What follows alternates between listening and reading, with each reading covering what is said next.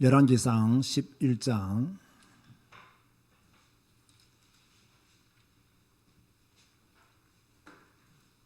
30절에서 31절, 여로보암이 왕이 될 것을 예언하는 내용입니다. 아히야가 자기가 입은 새 옷을 잡아 12조각으로 찢고 여로보암에게 이르되 너는 10조각을 가지라. 이스라엘의 하나님 여호와의 말씀이 내가 이 나라를 솔로몬의 손에서 찢어 빼앗아 10지파를 내게 주고 오직 내 종 다윗을 위하여 이스라엘 모든 지파 중에서 택한 성읍 예루살렘을 위하여 한 지파를 솔로몬에게 주리니 라고 32절까지 그렇게 나와 있습니다. 자, 오늘은 르호보암과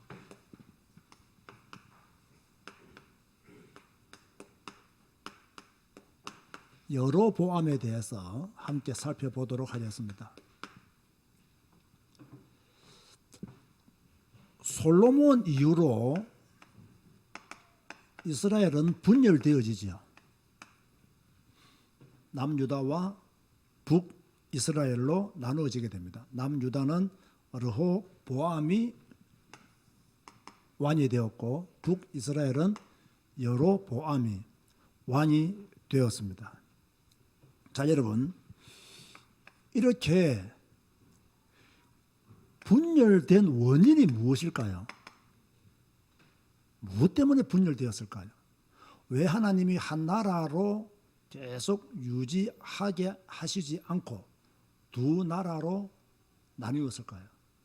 이미 우리가 솔로몬 때 보았던 말씀들을 근거로 해서 보면 하나님이 솔로몬이 만약 아버지 다윗처럼 하나님의 명령과 법도를 지켜 행하면 네 왕위를 영원하도록 그렇게 축복해 주겠다. 그러나 아버지 다윗처럼 행하지 아니하고 하나님의 말씀을 지키지 아니하면 뭐랄까요? 네 나라를 빼앗겠다. 이렇게 말씀했단 말이에요. 그렇게 말씀했는데 이 솔로몬의 말년을 잘 보면 이 이방 여자들과의 결혼을 통해서 뭐가 돌아와 버렸어요? 모두 우상에 다 돌아와 버렸어요. 그래서 이스라엘의 분열의 원인은 솔로몬이 섬긴 우상 때문이다. 솔로몬이 다윗의 길로 가지 아니하고 오히려 우상을 섬기는 길로 가버렸기 때문에 하나님이 솔로몬에 이미 말씀하신 대로 그 나라를 빼앗으려고 해서는 아버지 다윗 때문에 솔로몬을 그냥 둔 거예요.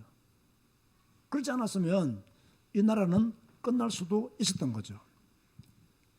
이럴 때 오늘 본문을 보니까 하나님이 아히야, 잘 알지 못하는 그런 선지자를 통해서 누구에게 기름을 부었느냐, 누가 왕이 될 것이라고 말했느냐, 여로보암이 왕이 될 것이다. 오늘 읽었던 본문대로 새 옷을 찢어서 12조각을 내고 10조각을 주면서 네가 왕이 될 것이다.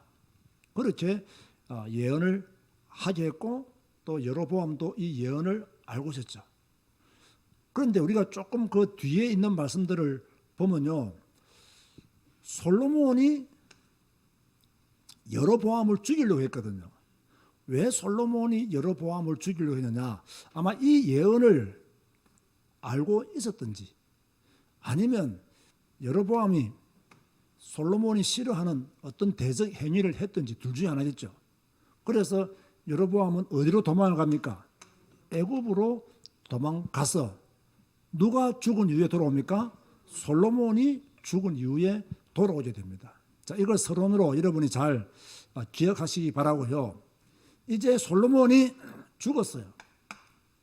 죽고 난 뒤에 이제 누가 왕이 되었느냐?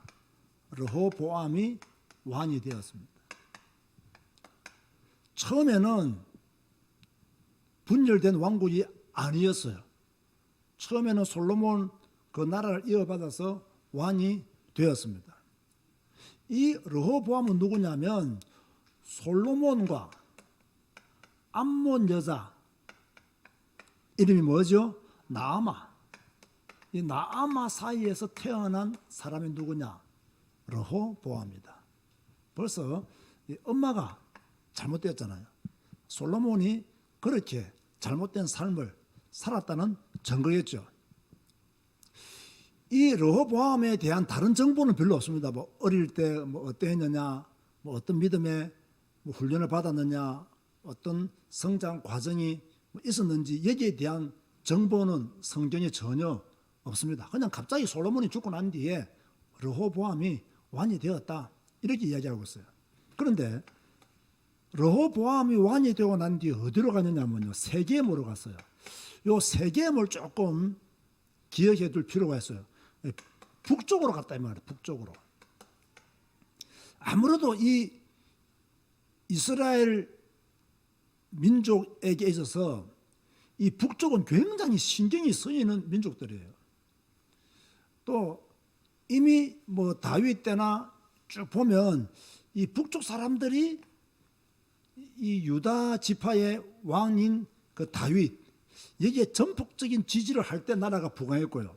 가끔씩 약간 삐딱하게 나가면 좀 나라가 위기에 처해질 수 있는 그런 쪽이 북쪽 세겜이에요. 그래서 아무래도 르호보암이 왕이 되고 나는데 아마 이쪽 가서 좀 지지를 받으려고 그렇게 갔을 것이다. 그렇게 볼 수가 있죠. 그런데 뜻하지 않게 이때 이제 애굽으로 도망갔던 피신했던 여로보암이 이제 솔로몬이 죽게 되니까 돌아왔단 말이에요. 그래서 여로보암이 일종의 건의를 하죠. 이 좋은 말로는 건의고요, 안 좋은 말로는 이 조건부 뭡니까? 왕을 섬길 것이냐 섬기지 않을 것인가에 대한 조건부를 내달았어요. 그 조건부가 무엇이었죠? 열왕기상 12장 4절 보세요. 12장 4절에 보면 이렇게 말씀하고 있죠. 왕의 아버지가 우리의 멍에를 무겁게 하였으나 왕은 이제 왕의 아버지가 우리에게 시킨 고역과 매운 무거운 멍에를 가볍게 하소서. 그리하시면 우리가 왕을 섬기겠나이다. 그래서 제가 조건부, 그죠? 르호보암을 왕으로 섬길 것이냐 섬기지 않을 것이냐를 조건을 내달았단 말이에요. 고역과 세금을 낮추어 주면 우리가 왕으로 섬기겠습니다. 그러나 이렇게 계속되는 고역과 세금이 중하면 우리가 왕으로 섬기지 않겠습니다. 이렇게 제시를 했단 말이에요. 이렇게 제시를 하니까 이제 누가 답을 해줘야 되죠? 르호보암이 답을 해줘야 되는 거예요. 답을 해주기 전에 누구와 함께 언론을 했느냐? 처음에는 솔로몬을 섬겼던, 그죠? 노인들과 언론을 했죠. 이러니까 노인들이 뭐라고 대답했냐면 그들의 요구를 들어주라. 그들이 하자고 한 대로 해주면 그들이 왕의 존이 될 것이고, 그죠? 영원히 왕을 섬길 것입니다. 이렇게 노인들이 딱 분위기를 알잖아요. 그죠? 했으면 르호보암이 이 의견을 들었으면 또 어떻게 되었을는지는 잘 모르겠어요. 어찌됐든 간에 이 르호보암은 자기와 함께 자란, 그죠? 사람들과 또 언론했단 말이에요. 언론하니까 이 자기와 함께 자란 사람들은 노인들과는 다른 의견을 내놨어요. 그 의견이 무엇입니까? 열왕기상 12장 10절에서 11절 보세요. 이들이 무슨 말을 했느냐? 함께 자라난 소년들이 왕께 아뢰어 이르되 이 백성들이 왕께 아뢰기를 왕의 부친이 우리의 머니를 무겁게 하였으나 왕은 우리를 위하여 가볍게 하라 하였은즉 왕은 대답하기를 내 새끼 손가락이 내 아버지의 허리보다 굵으니, 말도 안 되는 소리하고 있죠. 내 아버지께서 너에게 무거운 머니를 매게 하였으나 이제 나는 너희의 머니를 더욱 무겁게 할지라. 내 아버지는 채찍으로 너희를 징계하였으나 나는 전갈 채찍으로 너희를 징계하리라 하소서. 이런 엄청난 말을요 듣고 이 르호보암이 그대로 말해버린 거예요. 조건부 왕으로 섬길 것이냐 섬기지 않을 것인가를 조건을 딱 달아놨는데 뭡니까? 이렇게 말하니까 이 사람들이 가만히 있을 수가 없죠. 가만히 있을 수가 없죠. 자기들의 조건을 안 들어주면 왕으로 섬기지 않겠다라고 이미 말을 했는데 르호보암이 자기와 함께 자란 사람들의 말을 듣고는 그냥 대답했단 말이에요. 저는 나중에 좀 말씀드리겠습니다만은요. 나는 너희의 머니를 더욱 무겁게 할지라. 내 아버지는 채찍으로 너희를 징계하였으나 나는 정갈 채찍으로 너희를 징계하리라. 이거 딱 들어볼 때는 참 르호보암은 왕이 될 그 자질이나 성품이 될 수 없다. 백성들을 사랑하고 백성들을 아끼고 그런 마음으로 왕의 역할을 해야 되지.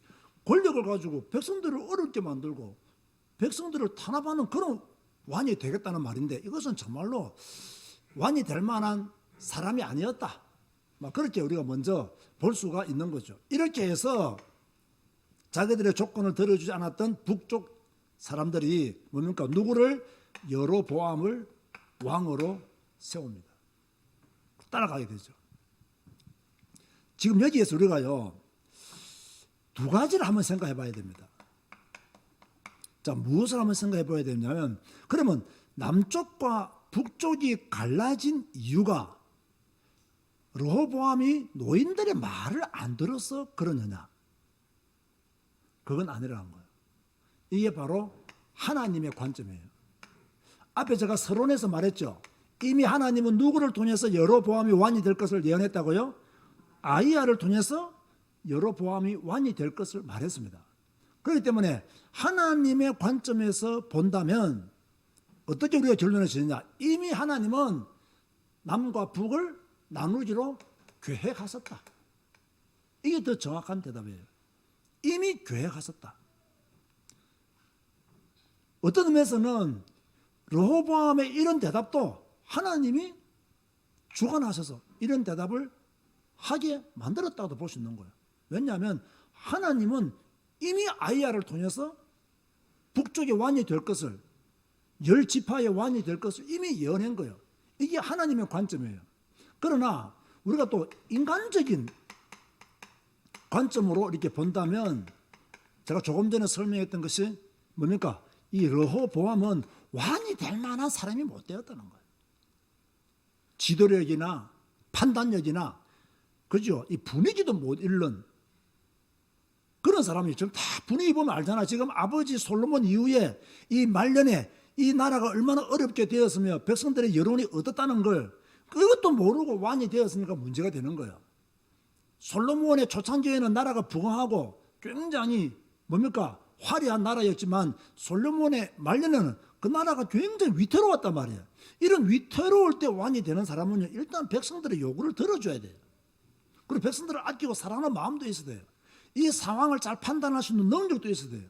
근데 르호보암은 그런 게 전혀 없었어요. 그냥 자기 권력을 유지하기 위해서 모든 인본주의를 다스는 그런 사람이 르호보암이 아니었나. 그래서 하나님의 관점에서 볼 때는 남북이 갈라진 것은 하나님의 계획이었다. 이미 하나님이 그렇게 예언하셨기 때문에 그 뜻대로 왜 이미 솔로몬이 우상을 섬김으로 하나님을 배반하고 떠났고 그 말씀대로 이미 그 나라가 갈라질 것을 하나님이 계획하셨기 때문에 나눠졌다. 그러나 인간적인 관점 볼 때는 뭡니까? 르호보암이 지혜로운 사람은 아니었다. 우리 이것을 동시에 볼 수 있는 눈을 가져야 되겠죠. 자, 그러면서 제가 또 인간적인 관점에서 하나 더 강조하면요.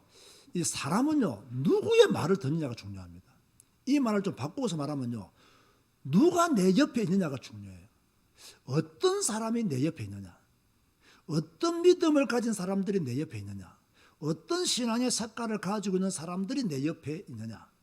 이게 중요해요. 정말 복음적인 사람, 성경 중심적인 사람이 내 옆에 있으면 내가 선한 영향을 받을 수 있어요. 그런데 신앙생활 하는데 복음적이지 못해. 성경 중심적이지 못해요. 그러면 아주 인본주의적인 영향을 받을 수밖에 없는 거예요. 그러면 이걸 누가 결정하느냐? 본인 스스로가 결정하는 거예요. 내가 믿음에 좋은 그런 배경을 가지고 있는 사람이 되면 내 주위에 있는 사람들도 그런 사람들이 모일 겁니다.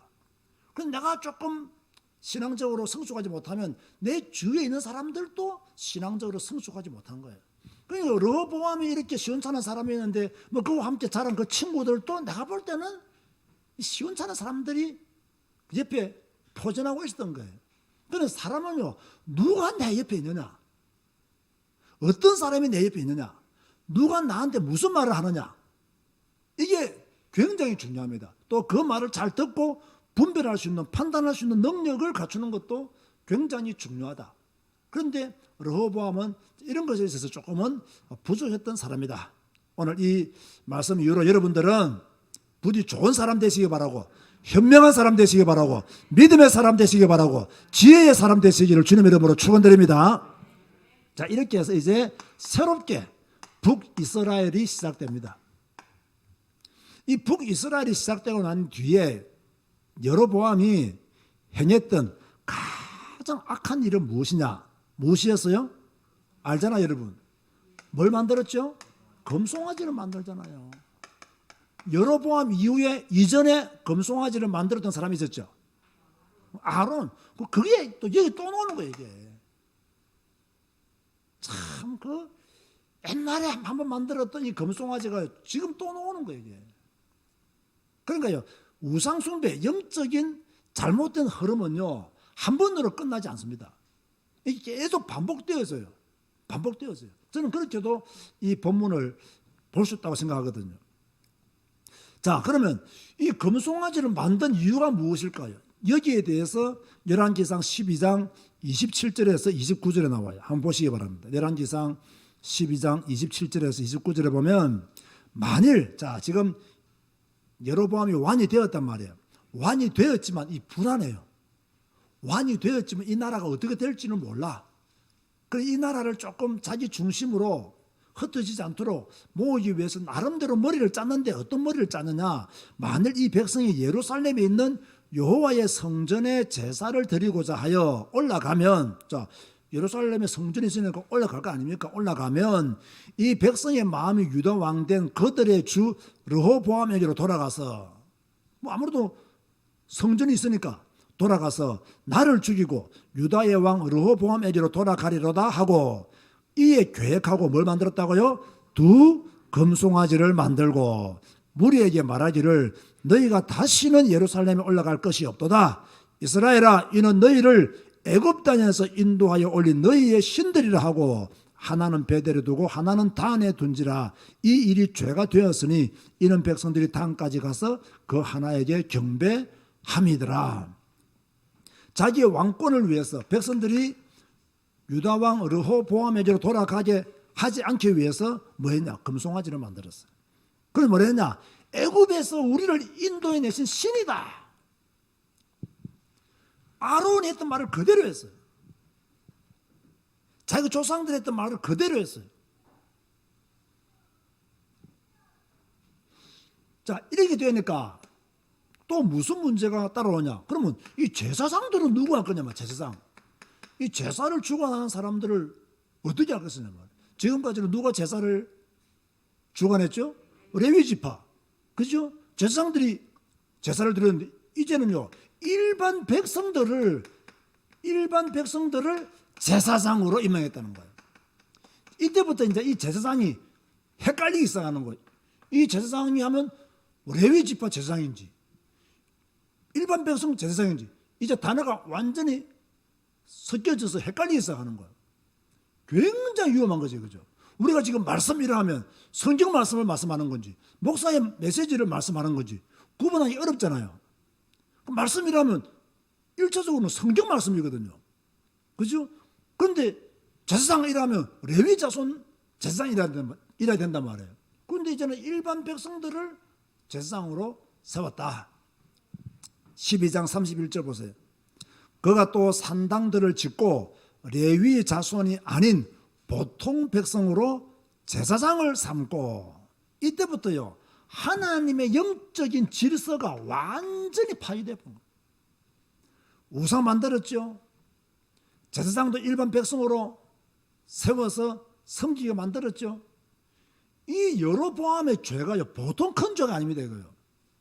분명히 아히야가 여로보암에게 예언할 때 하나님을 잘 섬기면 복 받을 것이라고 다 메시지했어요. 근데 그 메시지를 듣고 어쨌든 자기가 왕이 되었잖아요. 그럼에도 불구하고 왕이 된 이후에 뭡니까? 그때 아이야가 전해줬던 그 메시지를 잊어버린 거예요. 잊어버리면 뭐였느냐? 그냥 금송아지 만들고 자기의 왕권을 위해서 이런 잔머리를 서다가 이게 얼마나 하나 앞에 큰 죄가 되냔 말이에요. 큰 죄가 되냔 말이에요.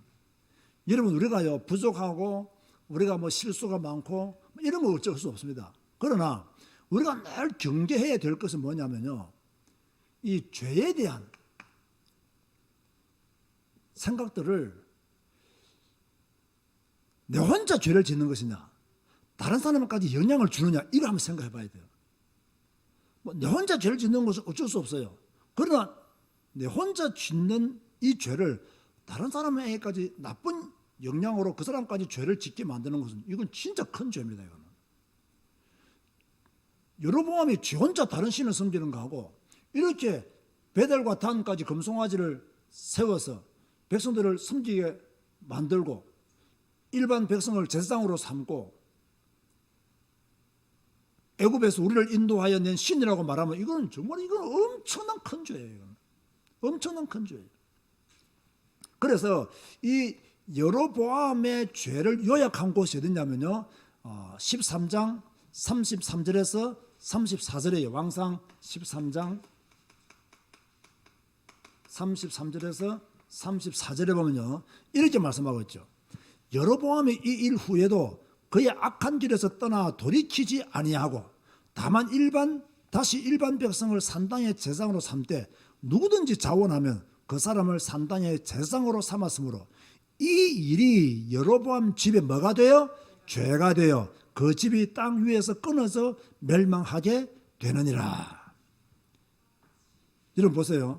그래서 우리가요 북이스라엘 왕들 중에서 선한 왕이 없지만은 제일 악한 왕 두 사람을 뽑으라면 누구일까요? 하나는 우리가 지금 보고 있는 이 여로보암이에요. 그 다음 누굴까요? 아합. 이 두 사람의 공통점이 바로 이런 것들이에요. 이런 것들이에요.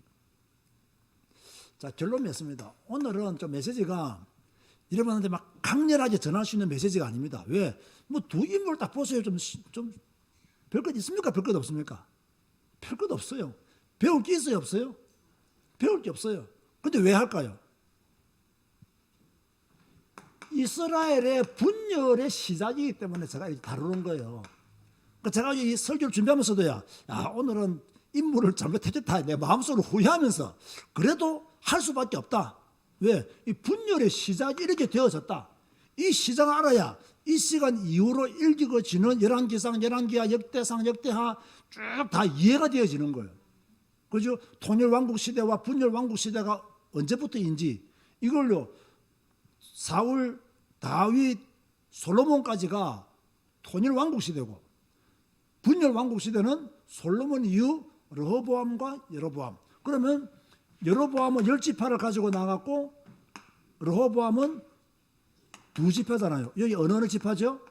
유다 지파와 베냐민 지파. 2지파잖아요.